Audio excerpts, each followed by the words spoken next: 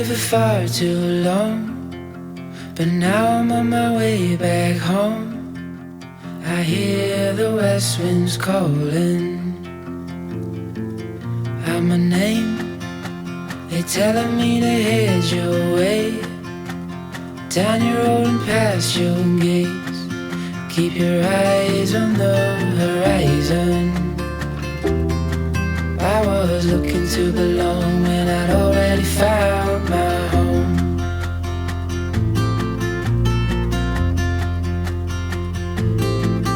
Won't be long, I'm there before the setting sun, for you to fall into my arms, a place I call my home.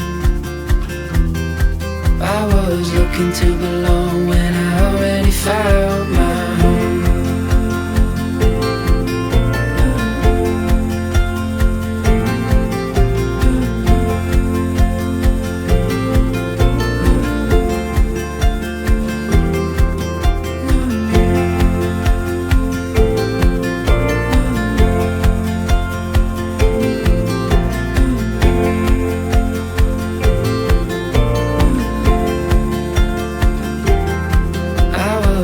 To belong when I'd already known that you would be there when the rains are gone.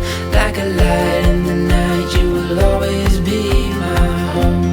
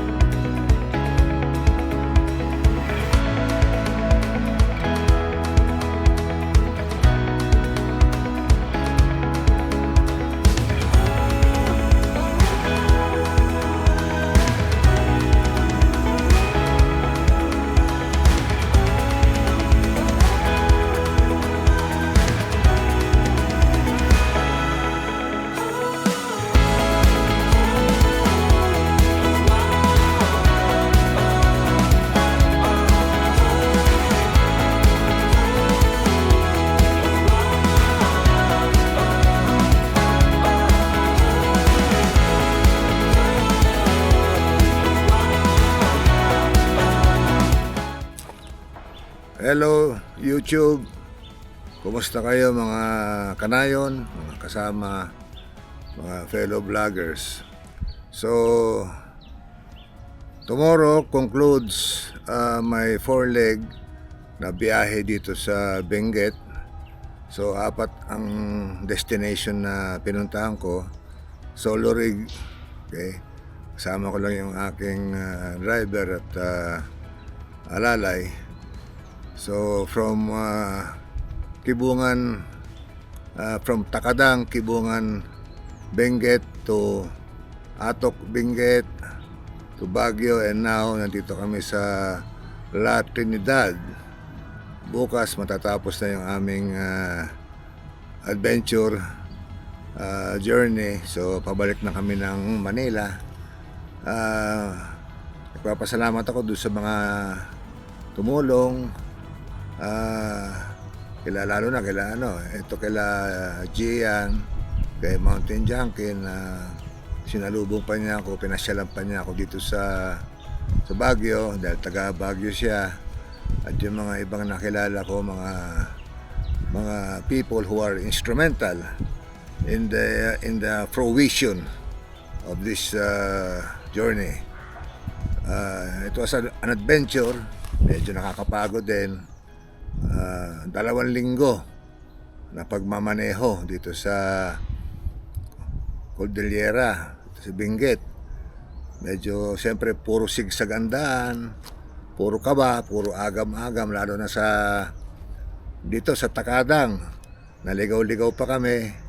kung saan pa kami nakarating pa kami ng Bakun, tapos balik na naman ng Kibungan dun sa barangay Takadang, tapos pagdating doon, naligaw na naman, nagtanong-tanong, may mga itinurong daan, siguro hindi naman nila kabisado, so naligaw na naman kami.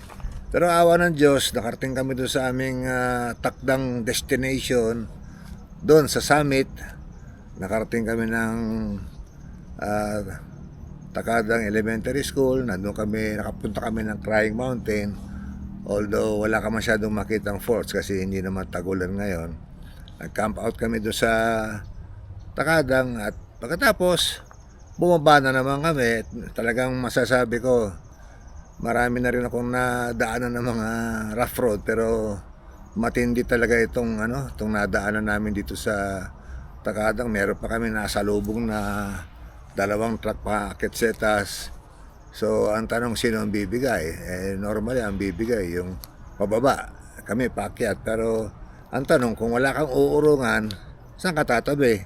So yung mga ganong klaseng agam-agam mga tanong, actually it's only 14.5 kilometers to the summit from the lowland.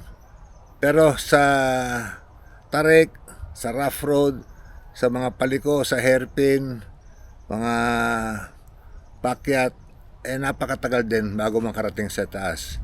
Marami kang dadaanan na pagsubok. Ayan, yun ang term. But nonetheless, so from there, nagpunta naman kami na Atok. Ayun, marami na naman sigsag doon, mga matitinding mga paliko. Napakalamig pala, masasabi ko sa Atok, napakalamig. Naglalaro ng 5 degrees pag madaling araw, tapos pagkaraniwan 9, 10, 11. So medyo 5 araw kami doon, pero hindi ako halos nakatulog, masyadong malamig. Tapos nagpunta naman kami ng Baguio. Doon medyo okay na sa Baguio ang klima. Tapos from Baguio, nandito na kami ngayon sa La Trinidad, sa another campsite. So bukas, or probably Saturday or tomorrow, pababa na kami. So yun lang masasabi ko. Thank God na nagawa namin tong adventure nito. I also did this last year, no? Approximately a year ago, April, 4 na campsite dito sa Cordillera Mountain Province ang napuntahan ko. Itong taon naman ito, approximately a year from last year, inulit ko, pero iba naman ang mga pinuntahan ko. So anyway, sige, maraming salamat sa inyo, sa mga suporta, sa mga nagdadasal, mga nangungumusta. God bless. I'll see you soon. Thank you.